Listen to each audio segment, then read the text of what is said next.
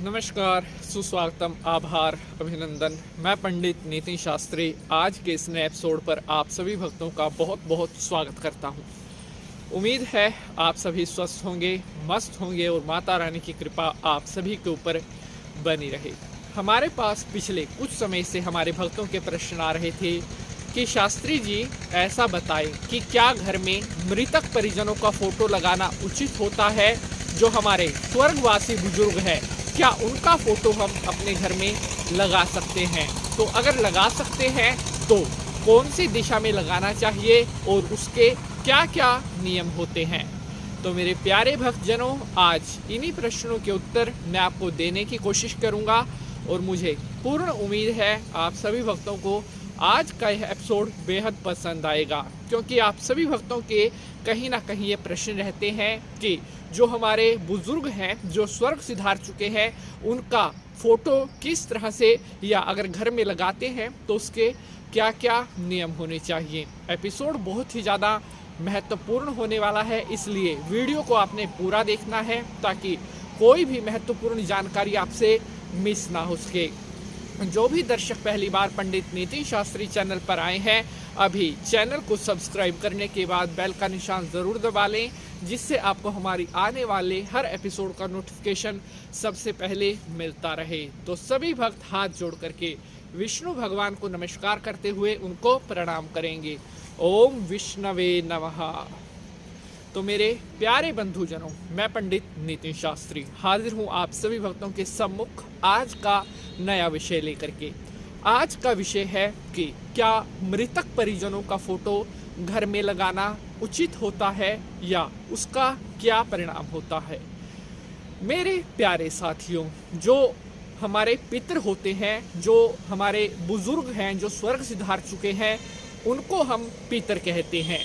साथियों, अगर हम अपने धर्म शास्त्रों की, अगर हम अपने ग्रंथों की बात करें तो उसके अनुसार पितरों का फोटो घर में लगाना शुभ होता है, लेकिन उसके कुछ नियम होते हैं। अगर आप उन नियमों को फॉलो करते हैं, अगर आप उन नियमों की पालना करते हैं, घर में पितरों का फोटो लगाने से पहले अगर आपको यह पता है कि उनका फोटो कहाँ पर लगाना चाहिए, उनके फोटो के लगाने के क्या नियम हैं, किस तरह से क्या सावधानी बरतनी चाहिए, तभी आपको उसके शुभ परिणाम मिलेंगे।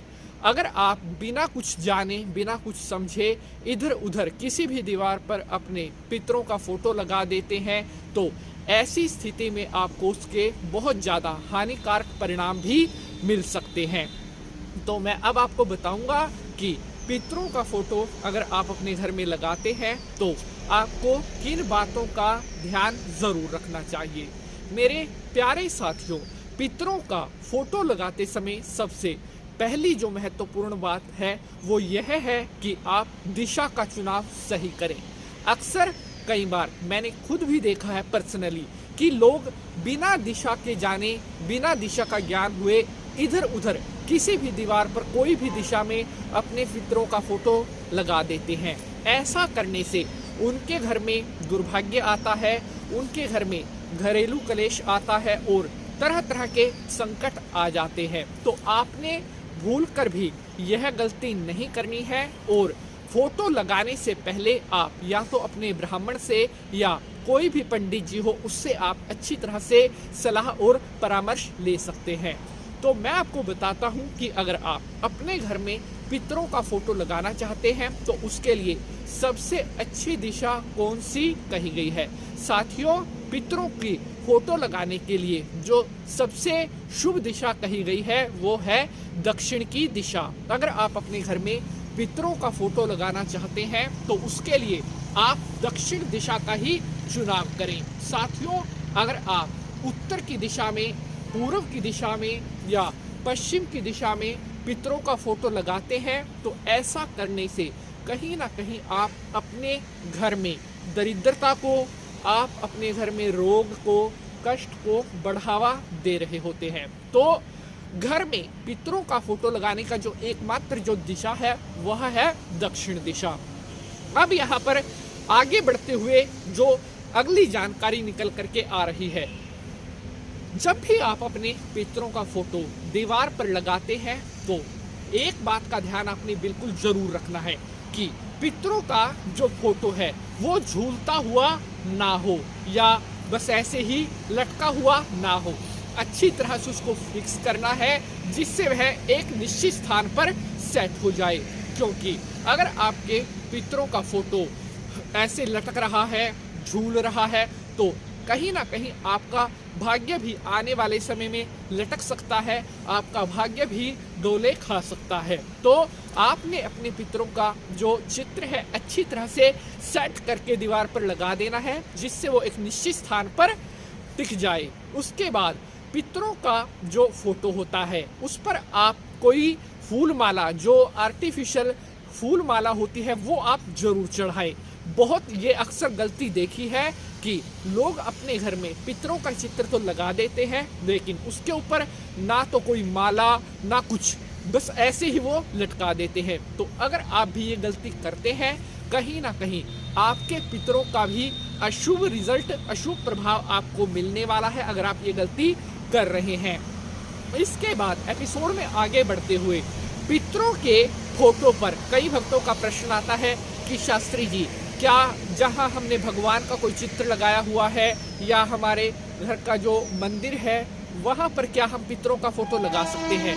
तो भूल कर भी आपने ये गलती नहीं करनी है। साथियों, पितरों को भी वैसे देवता कहा गया है, लेकिन घर के मंदिर के आसपास या जहां पर भगवान भोलेनाथ की, भगवान श्री कृष्ण जी की फोटो लगी हुई है, चित्र लगा हुआ है, अगर आप उसके पास पितरों का चित्र लगाते हैं या पितरों की कोई फोटो रखते हैं तो ऐसा करने से कहीं ना कहीं इसका नेगेटिव रिजल्ट आपको मिलेगा, इसका गलत परिणाम आपको मिलेगा। क्योंकि साथियों, जैसा कि मैंने आपको बताया कि पितरों की जो फोटो है केवल दक्षिण दिशा में लगती है और भगवान की, देवी देवता की, हमारे गुरु महाराज की जो फोटो है वो कभी भी दक्षिण दिशा में नहीं लगती। तो इसलिए इन दोनों का एक स्थान पर होना अशुभ कहा गया है। तो भूल कर भी आपने ये गलती कभी नहीं करनी है। मेरे प्यारे साथियों, बात करते हैं कि पितरों का किस तरह से शुभ आशीर्वाद हमें प्राप्त होता है। मेरे प्यारे साथियों, भगवान की कृपा तो होनी बेहद जरूरी है ही है, लेकिन पितरों का आशीर्वाद होना भी नितांत आवश्यक है, क्योंकि ये पितर देवता ही होते हैं जो हमारे जीवन में आने वाले संकट का कई बार हमें पूर्वाभास करवा देते हैं, या अगर हमारे शरीर पर कोई कष्ट आने वाला है या हमारे साथ किसी तरह का कोई अनहोनी का भय है, तो अगर हमारे पितृ देवता हमसे प्रसन्न हैं, अगर पितृ देवता हमसे खुश है, तो कहीं ना कहीं वे आने वाले हमारे ऊपर अगर कोई कष्ट आने वाला है तो उसका पूर्वाभास कहीं ना कहीं हमें पहले ही करवा देते हैं। तो इसलिए समय समय पर अपने पितरों के लिए आप कुछ ना कुछ दान पुण्य अवश्य करते रहें। अमावस पर दान कर दिया या पितरों की जो तिथि है उस पर दान कर दिया, श्राद्ध पक्ष में अपने पितरों के लिए ब्राह्मण भोज करवा दिया। इस तरह से समय समय पर पितरों के लिए दिया गया दान हमेशा आपके घर में सुख शांति को लेकर के आने वाला होता है, आपके घर में हंसी खुशी को लेकर के आने वाला होता है। प्यारे साथियों, अगर आपके घर में पितर दोष बन रहा है या आपके पितर देवता आपसे रुष्ट है, तो ऐसी स्थिति में आपको बहुत सारे संकट, आपको पैसे की कमी, आपको दुर्घटना इत्यादि, आपको रोग बीमारी इत्यादि ये सारी चीज़ें सता सकती हैं। तो इसलिए अपने पितरों की प्रसन्नता के लिए आप तर्पण इत्यादि भी ज़रूर करवा लें। प्यारे बंधुजनों, हमारे शास्त्रों के अनुसार पितरों की फोटो जो भी लोग अपने घर में लगाते हैं वो ऐसे घरों में कभी भी आसानी से पितृदोष नहीं होता और हमेशा पितरों की कृपा बनी रहती है। लेकिन यहाँ पर अब कुछ बहुत ही ज़्यादा महत्वपूर्ण जानकारी मैं आपको बताने वाला हूँ, इसको आपने बड़े ध्यान से सुनना है।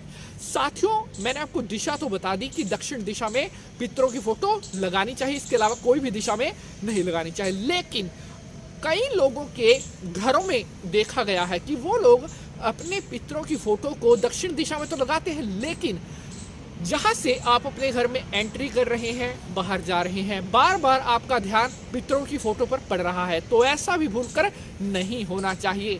ऐसे स्थान पर भी आपको पितरों की फोटो नहीं लगानी है जहां से आप घर से हर समय आते हुए भी और जाते हुए भी आपका ध्यान पितरों की फोटो पर पड़ रहा है। आपने पितरों की फोटो को ऐसे स्थान पर लगाना है जहां पर आप इसको एक या दिन में 2 बार दर्शन कर लें, उनको नमस्कार कर लें। मुख्य द्वार के आसपास बिल्कुल भी पितरों की फोटो नहीं लगानी चाहिए। मेरे प्यारे साथियों, पितरों की फोटो को अगर आप दक्षिण दिशा की दीवार पर और ऐसे कमरे में लगाते हैं जहां पर आप दिन में थोड़ा बहुत समय बैठते हैं, वहां पर इसको लगा सकते हैं। लेकिन कई भक्तों के प्रश्न आते हैं कि शास्त्री जी, क्या सुबह उठ करके हम पूजा पाठ करने के बाद अपने पितरों की फोटो को देख करके नमस्कार कर सकते हैं? तो हाँ जी, बिल्कुल। आप सुबह उठ करके पूजा पाठ करने के बाद अपने पितरों की फोटो को देख करके नमस्कार कर सकते हैं, क्योंकि साथियों, अगर हमारे पितर हमसे प्रसन्न है तो हमारे पितर देवता यही चाहते हैं हमारे परिवार में सुख शांति रहे, हमारे परिवार में तरक्की रहे, धन वैभव रहे। तो पितरों की कृपा प्राप्ति के लिए आप उनको नमस्कार करें, उनके निमित्त दान पुण्य करें और अपने पितरों को प्रणाम करें, सदा उनका शुभ आशीर्वाद प्राप्त करते रहें। तो प्यारे बंधुजनों, मैं आशा करता हूं आप सभी भक्तों को प्रश्नों के उत्तर आज के इस एपिसोड में मिले होंगे। लेकिन फिर भी अगर आपका किसी भी तरह का कोई भी प्रश्न है तो आप कमेंट बॉक्स में अपना वह प्रश्न हमसे पूछ सकते हैं। अगर एपिसोड अच्छा लगा है तो इसको ज़्यादा से ज़्यादा लाइक और शेयर ज़रूर करेंगे। प्यारे बंधुजनों, आज के लिए बस इतना ही। आपसे अगले एपिसोड में मुलाकात करेंगे। लेकिन यहाँ पर आप सभी भक्तों के लिए एक बहुत ही महत्वपूर्ण सूचना है कि अम्बाला शहर हरियाणा में राधा कृष्ण मंदिर निर्माण के लिए भूमि हेतु जो भी भक्त सहयोग राशि देना चाहता है, डिस्क्रिप्शन बॉक्स में हमारा नंबर दिया गया है, उस नंबर पर आप राधा कृष्ण मंदिर निर्माण भूमि हेतु सहयोग राशि दे सकते हैं। बोलिए बांके बिहारी लाल की जय, बोलिए वृंदावन सरकार की जय।